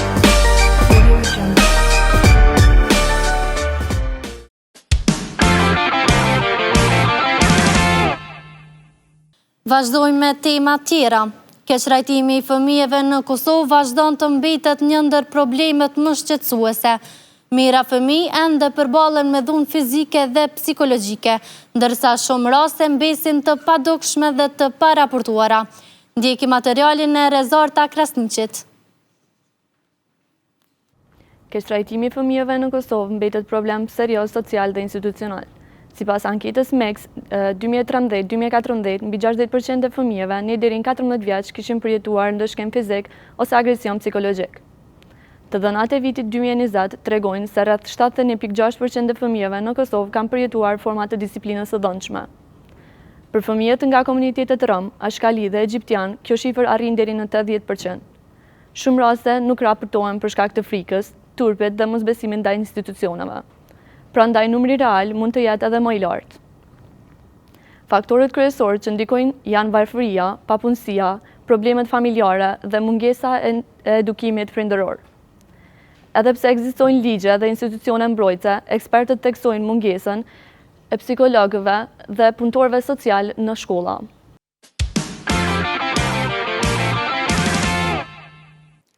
Platforma e lojrave Roblox është shumë e përdorur edhe në Kosovë. Materiali përgatitur nga Urtina Duraj na tregon për rreziqet që paraqet ajo për fëmijët dhe këshillat se çfarë duhet të bëjnë prindrit. Loj apo rrezik. Platforma se Roblox po tërheqin miliona fëmijë duke i mbajtur të lidhur me ekranin për orë të tëra çdo ditë, duke ngritur shqetësime serioze për ndikimin e rrjeteve sociale në zhvillimin e tyre. Sipas të dhënave, rreth 40% e përdoruesve aktiv të Roblox janë në moshën 13 vjeç, ndërsa 20% janë në moshën 9 vjeç. Në disa vende, mbi gjysma e fëmijëve e përdorin këtë platformë, ndërsa një pjesë e konsiderueshme kalojnë mbi 10 orë në javë duke luajtur. Për shumë fëmijë, Roblox është forma kryesore e argëtimit. Mua në Roblox më pëlqen se mund të argëtohem me shok, të luaj me ta, të provojmë gjëra të reja dhe të krijojmë lojra së bashku. Zakonisht gjatë ditës luaj deri 4-5 orë në ditë dhe zakonisht luaj më shumë në vikende dhe në mbrëmje. Prindërit sigurisht që shqetësohen për kohën e gjatë që kalojnë fëmijët e tyre para ekranit. Kam vërejtë shumë ndryshime në sillet e tyre, janë bërë më agresiv, rrinë të mbyllur në dhomë, harrojnë edhe të ushqehen pas telefonit, zakonisht rrinë 5 deri në 6 orë në telefon të mbyllur. Ekspertët paralajmërojnë se përdorimi i tepruar i rrjeteve sociale dhe lojrave online mund të ndikojnë në përqendrim në gjumë dhe në sjelljet sociale tek fëmijët. Ka edhe shumë efekte negative, varet se si i përdorin, sa kohë, sa zgjat loja që ata luajnë brenda atyre lojave që zhvillohen kompjuterike, pra kozgjatja, çfarë loja luajnë, përmbajtja pra e lojave, sa më e dhunshme loja që është, aq më shumë krijon sjellje agresive dhe mendime jo të mira për personat me që ata kanë komunikim, pra ka edhe ndikim negativ, kozgjatja lojave, mandej nuk arrin me bo ndarjen mes botës virtuale edhe botës reale. Ndërsa teknologjia po bëhet pjesë e pandashme e jetesës, sfida e vetme mbetet të gjendet balanca midis argëtimit dhe sigurisë së fëmijëve.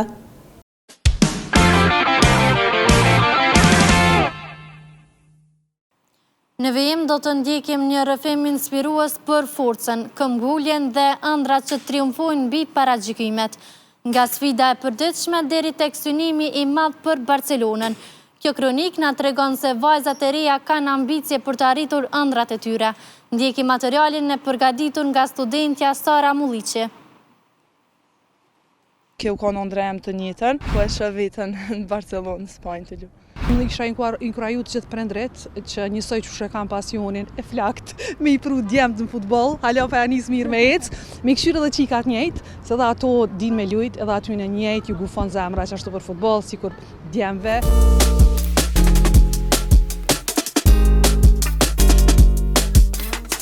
Në fushat të tilla stërvitjeje që dikur përdoreshin vetëm nga djemt, sot vajzat e reja po dëshmojnë se pasioni dhe dashuria për futboll nuk njeh gjini. Ky pasion vërehet edhe gjatë kohës kur po bëjnë stërvitjet e tyre rutinë në hapësirën e stadiumit Agron Rama në Obiliq. 17-vjeçarja Aurora Cakolli thotë se ka vendosur të luajë futboll edhe pas paragjykimeve të shumta, me që në Kosovë në masë të madhe ky konsiderohet si sport i djemve.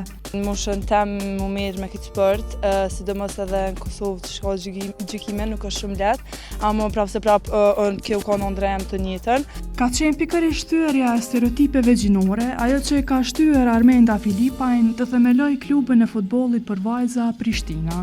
Ka qenë nane 2 djemve futbolista, kam pa që gjitha nana tjera që kanë arme i pru fmit, kam pas vajza me veti, edhe gjitha të vajza kanë vrapu në përfush, kanë luajtur diçka tjetër derisa vëllezërit i kanë kryer stërvitjet, edhe kam pa si mundësi me angazhu fillimisht ato vajza derisa presin vllazni pse mos më ushtru dha ato.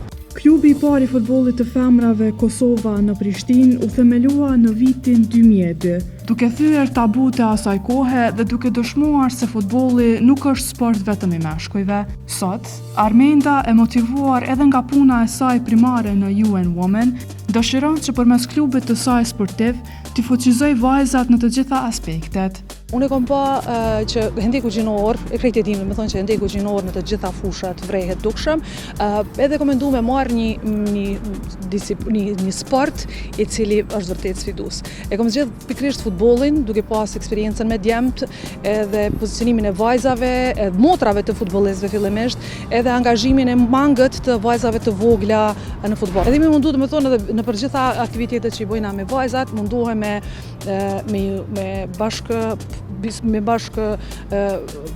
partner që cili do kurse qofte, prej Barcelonës e deri te partner tjerë, me vënu fokusin të vajzat. Me thonë me pa vajza që me rritë vetbesimin të topën, njëkohësisht edhe me ngrit vetdijen tek prindrit fillimisht, që njësoj si djem që shmuj me lujt për një ekip në Evropë, ku gjosi mungon edhe një vajze me lujt për cilin do ekip në Evropë. Këtë mbështetje e ka ndjerë edhe 16 vjeçarja Bora Bajrami, e cila ka arritur që të shkojë në Barcelonë, fal kampit të mbajtur në Kosovë nga trajnerët e këtij ekipi. Kemi pasur edhe stërvitje me thënë në kampin e Bashkës aty te La Masia, ku kemi stërvit si në kamp në vetit, me thënë kemi pasur aty stërvitje, ku I nakun me thënë shikimet të trajnerave të Barcelonës, kryesor. Kemi pasur edhe një lojë me një ekip të Spanjës, me thënë I nakun shumë ekipe ndamen, kemi kon dikon rreth 5 vajzat që kanë ardhur tjera. Edhe kemi luajtur kundër një ekipi të Spanjës, ku poshtë edhe aty kemi dalë me një fitore. Trajnerja e klubit të vajzave Prishtina, Suada Jashari, thekson se sa I rëndësishëm është fuqizimi I vajzave të reja në sportin e futbollit, duke vënë një theks të veçantë edhe në integrimin e vajzave të tjera nga komunitete të ndryshme.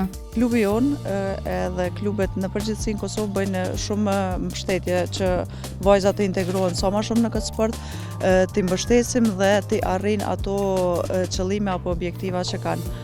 Fuqizimi I sportit normal është diçka shumë e rëndësishme për vajzat, për integrimin e tyre në shoqëri, socializimin, edhe hap shumë rrugë të tjera për vajzat në përgjithësi. Klubi I futbollit të vajzave Prishtina luan në Superligën e femrave dhe sipas Filipajt është klubi më I madh I vajzave në Ballkan.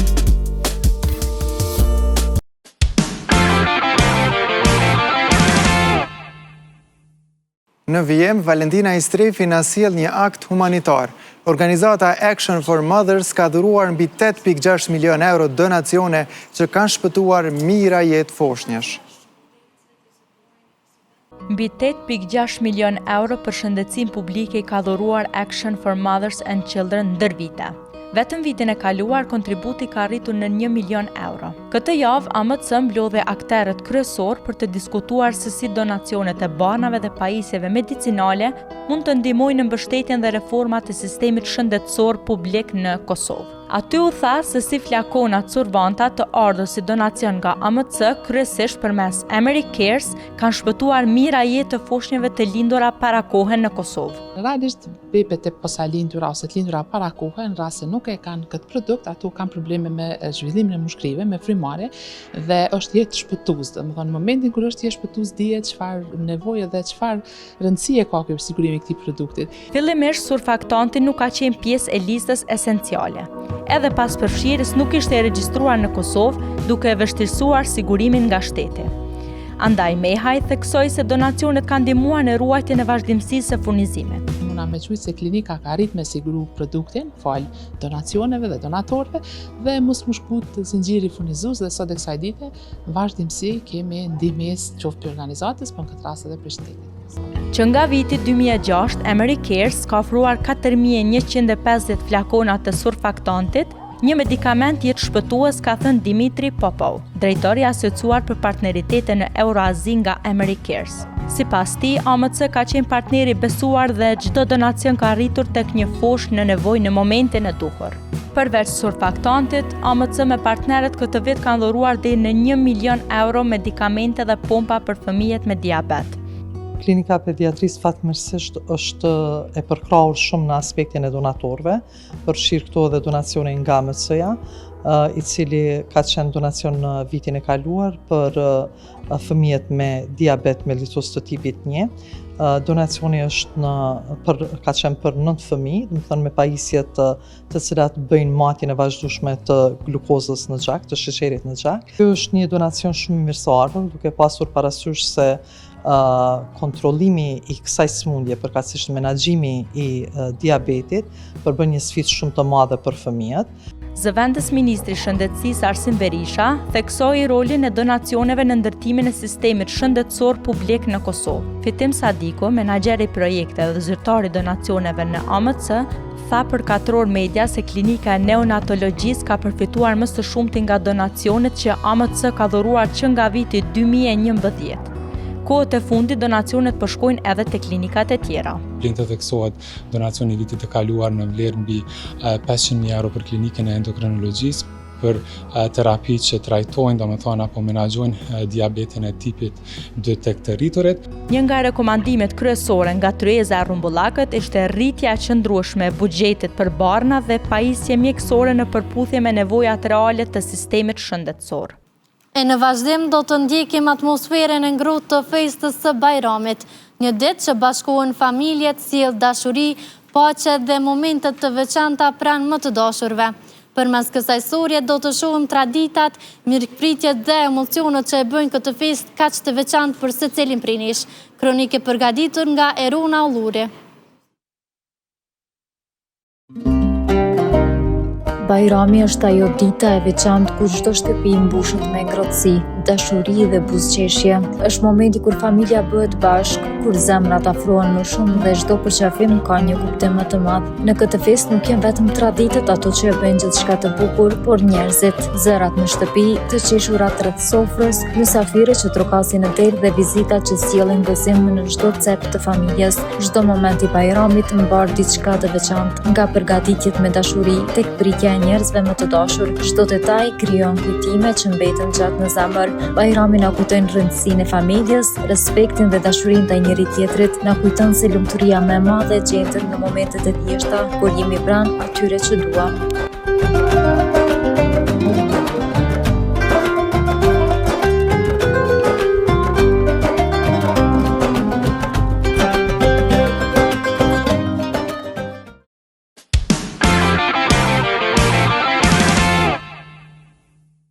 Tani do të kalojmë në rubrikën e sportit. Çfarë ka në këtë material të studentit Petrit Miftari e kuptojmë në vazhdim.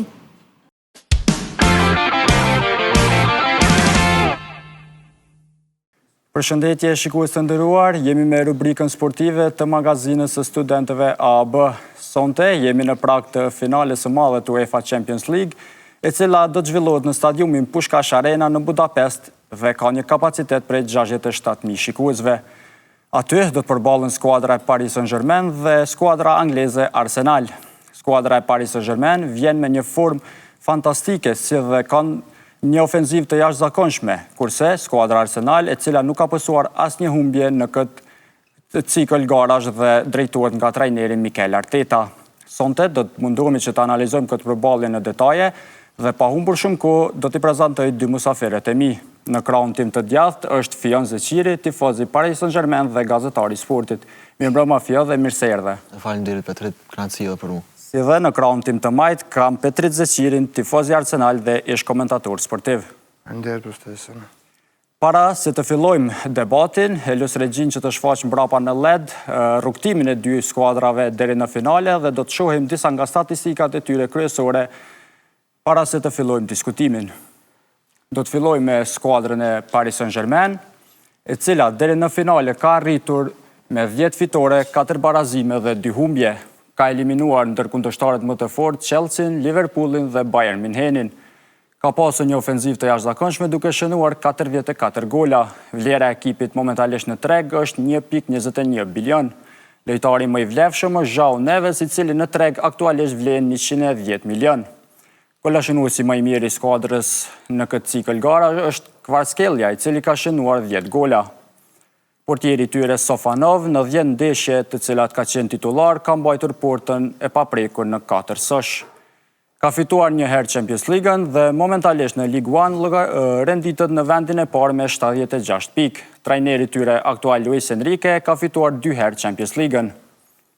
Do të vazhdojmë edhe tek skuadra Arsenal për të parë formën dhe rrugtimin e tyre deri në finale. Forma e Arsenal deri në finale ka qenë kjo, ka fituar 11 ndeshje, ka barazuar në 3 prej tyre dhe nuk ka pasur asnjë humbje. Ka eliminuar skuadra si Leverkusen, Sporting dhe Atletico Madrid. Ka pranuar vetëm 6 gola duke treguar konsolidim të jashtëzakonshëm në mbrojtje. Vlera e ekipit aktualisht në treg është 1.23 bilion. Lojtari më i vlefshëm i tyre është Bukayo Saka, i cili në treg aktualisht vlen 120 milion. Gola shënuesi më i mirë është Martinelli, i cili ka shënuar 6 gola. Portën e paprekur, portieri i Arsenal David Raya e ka mbajtur 9 herë në 13 paraqitje të tij si titullar. Fatkeqësisht nuk e ka fituar ende Champions League-ën, ndërsa në Premier League renditet në vendin e parë me 79 pikë. Se dhe trajneri tyre Mikel Arteta nuk ka Champions League të fituar. Do të fillojmë këtë diskutim fillimisht me Fionin, i cili është edhe fitues aktual i Champions League-ës dhe do të pyesim Fion, e pam formën e Paris Saint-Germainit deri në finale dhe a mendon që ky konsolidim i shpejt i ekipit Paris Saint-Germain ka ardhur si rezultat i largimit të disa yjeve individual dhe ekipi nuk po bazohet në ta? A mendon që ka bërë mirë skuadra Paris Saint-Germain që nuk varet më nga yjet individual, por në formën ekipore? Përpos që pajtona në ato që ju e thatë para meje, kisha mështu se edhe akteri kryesor i suksesit të Parisit është padyshim ardhja Luis Enrique. Luis Enrique përpos si një trajner pasionant një jetë dhe si strateg ka qenë me suksesit dëshmum të Barcelona, nëse po folim për Ligën e Kampionëve, pasi aty ka qenë kompeticioni ku Parisi ka stagnu për disa vite, ardhja Luis Enrique se ka ndryshu mentalitetin, mendoj shumë edhe largimi i superyllit, mirë po shumë individual, sa i përket lojës ekipore në Paris, Kylian Mbappé, ka rezultu në një sukses, edhe besoj që gjithçka që Luis Enrique ka bërë deri tash, edhe është pranu. Në momentin kur një ekip ka suksese, normalisht që edhe ka me u pranu qoftë trajneri, qoftë edhe lojtarët. Besoj që kjo strukturë e Parisit tash ka me bërë diferencën edhe në finale, po edhe rrugtimi direktor nuk është do me thonë pashkas. Parisi ka qenë edhe në kalumë në finale, ka ditë me dominu, mirë po nuk e kam pas mentalitetin fitus. Mentalitetin fitus e ka sjell pikërisht personin në grafik. Pa tjetër që po, por do t'ja kalojmë fjallën tifozit tonë të Arsenalit, Petritit. Petrit, atë shumë lavdrej punën e Enrikës, Fioni, a mendon që edhe trajneri juaj Arteta ka pasur rol kyç në konsolidimin e këtij ekipi, duke parë që ka pësuar vetëm 6 gola dhe ka pasur një strukturë të jashtëzakonshme të ekipit këtë sezon? Po, për dallim, fakt Arteta për dallim për Enrikës, në pozitën që ka marrë Arsenal në vitin 2020 është në pozit krejt qetër edhe kërkeset jënë konë krejt qera. Enrike normalisht është një ndër trajnerat më të mirë në historitë futbollit, në fund kur ka me përfundu karierën edhe ka pas suksese, ka fitu dhe tripletën edhe me Barcelona, para se me fitu sezonën ka një me Parisin. Po prap Arteta ka marrë me një moment kur Arsenal në konkret shumë të madhe të rezultateve dhe jo të rezultate, po edhe në brenda ekipe probleme, spërqare mbes lojtarëve, tifazëve, gjithë shka të më thonë u konë një mes shumë i madhë. Edhe ajo që ka arrit me bo me ndërtu ekipin edhe me prunë pozitin që jena është jashtë zakonshme, fatkesisht është i mungu që ajo që zakonisht e bën dallimin për një trajnerit mirë, një trajneri nivelli edhe matë në altë, edhe po besoj që si vjetë është koha dhe momenti që ndoshta me kalu nivel tjetër në aspektin e trajnerit. Të e pos parasysh edhe diçka se Enrique ka një karierë shumë gjatë, jo vetëm bagash po edhe karierë shumë gjatë si trajner, për Arteta nuk ka një hera aport, më thonë që ka marrë drejtimin në një klubi edhe normal. Po aludon që pavarësisht nëse Arteta do të arrita fitoj Champions League-ën dhe Premier League-ën, mendon që është koha që Arsenali të bëjë një ndryshim në stolin e trajnerit? Jo, as pak, për kundërzi. Në po besoj që është njeri i duhur për ekipin, konë edhe kapiten, ka luajtur edhe një periudhë shumë gjatë, kështu që është njeri i duhur, do të thonë kretë sidomos në 3 sezonet e fundit pozitën që është Arsenal ndër ekipet që do më thonë 3 sezona ranë e tina, vendi i dytë në Premier League. Njëherë me Pepin, Pep Guardiolën, pastaj me Jurgen Kloppin, edhe si vjetë për duke që është ofër për më fitu edhe Premier League-ën për herë të parë pas 22 vjetëve.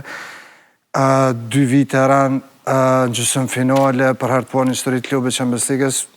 Kena më këthujt e pjesë se vitin e kalon pikërisht me Parisin, kena lujt në gjysmë finale Champions League-ës, finale pas 20 vjetëve. Shumë rekordi në thujmë këtë periudhë sa u konë, po prapë thëmë krejt që ka i mungon është një trofej ma si Premier League, si Champions League, dhe pasaj po besoj që të vazhdu prej sezonit tjetër, ka me konë krejt diçka tjetër që mundu me leveru pak më shumë. Pak para se me kalu të Fioni, dhe ishta me të pyjtë për ty, si tifoz i Arsenal, cili trofej ka më shumë rëndësi Champions League apo i Premier League, sepse u bo një kohë gjatë dhe Premier League-ën ja keni harru pak shien trofeve. Championsi që di me që... Championsi do më onë surpriz. Dyjat. Gjë s'mu i me zgëllë jonë, dyjat. Po, Fion, po diskutojmë pak edhe për lojën ofanzive që aplikon Luis Enrique. A mendon që kjo finale është një finale ku e vendosin detajet dhe ndoshta çdo gabim i ekipeve mund të caktoj fatin e fituesit dhe atë që do të ngrejë në fund trofeun?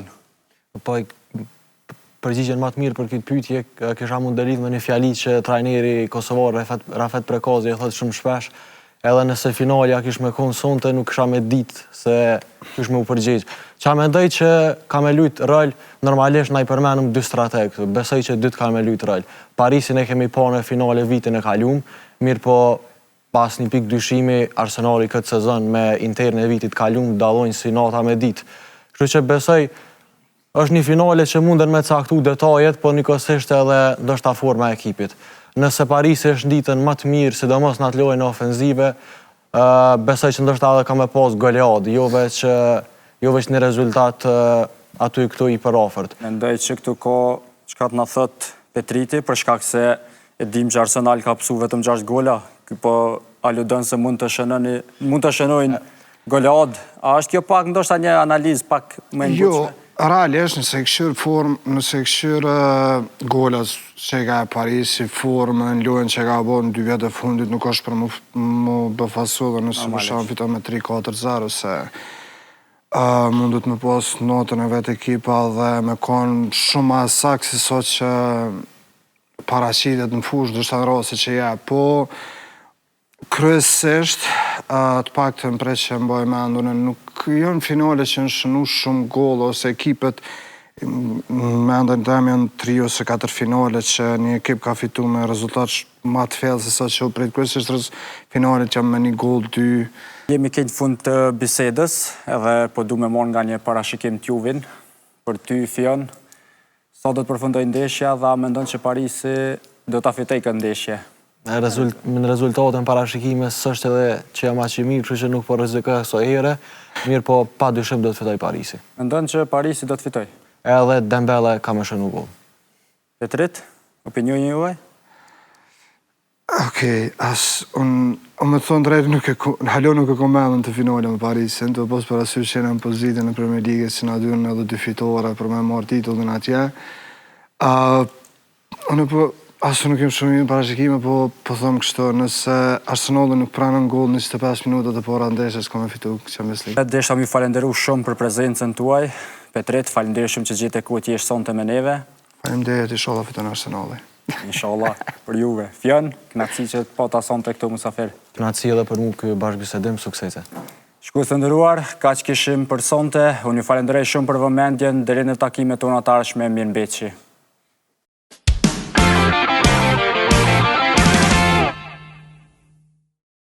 Shikues të nderuar, kjo nuk është e tëra për këtë emision. Gjithashtu kemi përgatitur edhe një rubrikë që lidhet me informacionet rreth showbizit. Ju ftoj të ndjeki materialet të studentëve Lumturia Rifati, Tringa Krasniqi dhe Laurita Lugiqi. Përshëndetje dhe mirë se veni në rubrikën tonë të showbizit. Moda është art. Ky është kodi veshjes për këtë vit në Met Gala, eventi i cili mbahet çdo vit të hënën e parë të muajit maj. Kush mori vëmendjen me stilin e tyre e kush gënjeu me paraqitjen, e shohim në materialin e vazhdim të përgatitur nga studentja Tringa Krasniqi. Në Met Gala këtë vit, ku tema ishte moda është art, në tapetin e kuq morën pjesë shumë yje të njohura të muzikës, filmit dhe modës. Ndër figura që tërhoqen më shumë të vëmendje ishte Beyoncé, e cila u shfaq me një fustan të mbuluar me diamante dhe një pelerin me pupla, aq voluminoze sa ju deshën 5 ndimës për ta mbajtur. Po ashtu u komentua shumë edhe Bad Bunny, i cili ishte me një transformim krejtësisht ndryshe, duke u paraqitur me një pamje të një personit më të mëshuar. Vëmendje mori dhe Emma Chamberlain, e cila u shfaq me një fustan të punuar tërësisht me dorë. Sipas stilistëve, fustanit ju deshën rreth 40 orë punim me pikturim dhe 4 ditë për t'u tharë. Ndërsa disa nga paraqitjet që nuk u pëlqyen shumë nga publiku, apo u konsideruan si jo shumë të përshtatshme me temën e mbrëmjes, ishin ato të Cardi B dhe Sam Smith. E nga moda, kalojmë tek muzika. Reperi i njohur Kanye West pritet të mbajë një koncert në Tiranë. Se kur do ta mbajë dhe sa ka ngjallur entuziazëm tek publiku, e ndjekim në materialin e radhës. Kanye West pritet të mbajë koncert të madh në Tiranë më 11 korrik. Një lajm që ka shpërthyer në rrjetet sociale dhe ka zgjuar interes të jashtëzakonshëm tek fansat, në Shqipëri dhe në gjithë rajonin. Vetëm brenda 2 ditëve janë shitur rreth 10.000 bileta, gjë që tregon se sa i madhe është kërkesa dhe pritja për këtë event. Reperi i famshëm botëror, i njohur për hitet e tij si Stronger, Flashing Lights, Heartless, Runway dhe Carnival, pritet të sjellë një performancë spektakolare me skenografi moderne, energji të lartë dhe atmosferë unike që karakterizon koncertet e tij. Fansat po e konsiderojnë këtë koncert si një nga ngjarjet më të mëdha muzikore që ka ndodhur ndonjëherë në Shqipëri, duke e bërë Tiranën një qendër të vëmendjes ndërkombëtare për atë natë. Interesi po rritet çdo ditë, ndërsa shumë të tjerë ende po presin mundësinë për të siguruar biletat për të mos e humbur këtë show të rrallë. Tani ndalemi tek një tjetër zhvillim të rëndësishëm nga showbizi shqiptar. Artistja e njohur Tajna ka publikuar albumin e saj më të ri, Genesis, i cili është pritur shumin nga publiku. Me këtë album, ajo ka treguar se nuk është vetëm një repere, por një artiste që di të sjellë këngë dhe stil dhe mesazhe të ndryshme, të cilat po pëlqejnë nga fansat e saj. Tajna ka publikuar albumin e saj më të ri, Genesis, një projekt që po komentuohet shumë në rrjetet sociale dhe po merr vëmendje të madhe tek fansat. Albumi përmban 13 këngë, ku disa prej tyre që po bëjnë më shumë t'i buj janë Vena, Muza, Della, Nostalgjia dhe Solo. Vetëm pak ditë pas publikimit, këngët kanë arritur mijëra e miliona klikime në YouTube dhe po përdoren masivisht në TikTok dhe Instagram. Në album janë pjesë edhe bashkëpunime me artistë si Sahati, Mosi, Dhuni, Elaj dhe Renesans, duke e bërë projektin edhe më interesant për publikun. Fansat po komentojnë sidomos stilin e ri të Tajnës, ku ajo këtë herë ka sjellë anën emocionale, por edhe energjinë agresive që e karakterizon prej fillimit të karrierës. Genesis po konsiderohet si një nga projektet më të mëdha shqiptare të momentit, dhe shumë fansa po e quajnë rikthimin më të fortë të Tajnës deri tani. Në showbizin ton ka shumë tashe teme, se sa janë të vërteta ndjekim kronikën Na kanë thënë se, të përgatitur nga studentja Laureta Lugiqi. Na kanë thënë se Bes Kallaku ka konfirmuar lidhjen e tij të re. E vërtet, aktori dhe humoristi ka tërhequr vëmendje të madhe pas paraqitjeve dhe deklaratave që konfirmojnë romancën e re. Na kanë thënë se Adion Puka dhe Fabiola Elezaj kanë marrë bekimin e familjes për lidhjen e tyre. Po, reagimet dhe komentet familjare në rrjetet sociale kanë bërë që lajmi të marrë me njëherë vëmendjen e publikut.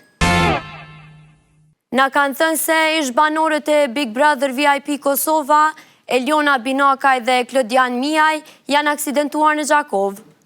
E pa vërtet, Eliona ka reaguar në Instagramin e saj me një story ku tha se nuk ka ndodhur një gjë e tillë dhe të mos shqetësohen familjarët dhe fanbase-i i tyre.